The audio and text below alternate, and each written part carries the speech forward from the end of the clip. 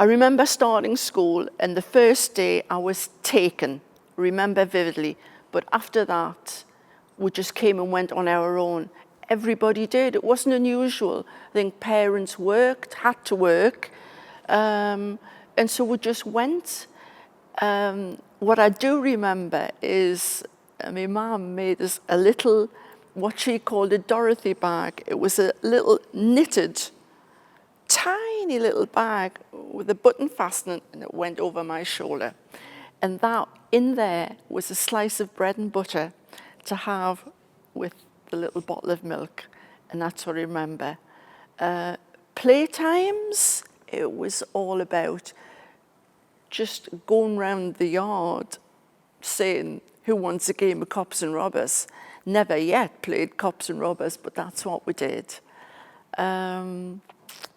All very regimented. Chairs and desks on chalk marks, and woe betide anybody whose chair wasn't on the mark. Very basic, but we learned thoroughly, basically, but thoroughly. Going home times, that was fascinating because I went to Shipcoat School, which is no longer there, which is housing called Conway Square, I think. But there was the Little Road people who went, they crossed Inskip Terrace, and the teacher saw them over the Little Road.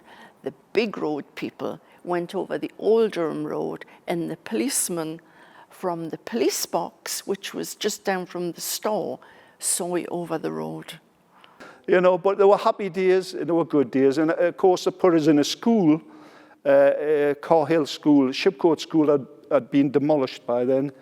But the headmaster from Shipcoat had moved to Carhill, and his name was D.P. Cowell. And I remember him because he whenever he told somebody off, he said, "You better watch your P's and Q's."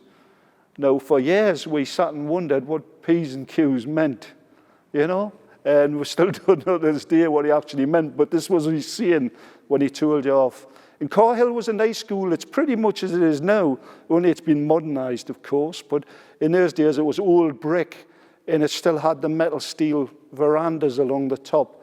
And we used to lovingly nickname it Alcatraz, because somebody had mentioned something in the late 50s and 60s about a prison in America called Alcatraz. We didn't know what it was, but apparently, you know, it resembled metal fences and whatever.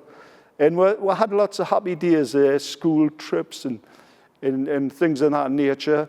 And kids did things at school that were totally different to what they do now. I mean, the girls did cookery. And if you liked a girl and you were friendly with her, you often carried a little basket down the stairs with her cookery in and a tea towel over the top, because they just finished their cookery class and used to help them down the stairs with it. And the job was embroidery. They did embroidery as well, because I remember one day getting sent into the girls' class with some football strips and badges for them to sew the school football badge onto the strip. So we kept them busy, kept them interested, and they were good things, good days. I wonder how many girls in school can sew now, or even how many can cook. But school days were good, and they were happy. The teacher, our final teacher in our final year was Miss Keegan. And to us who were, you know, just basically dressed, Miss Keegan was like a film star. Blonde hair, very slim, always beautifully dressed, and drove a powder blue Mini. And for us it was like, you know, being introduced to another world.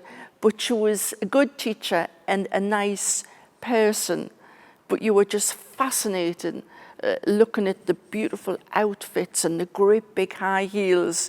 And I suppose we aspired to be like her. Never ever happened though.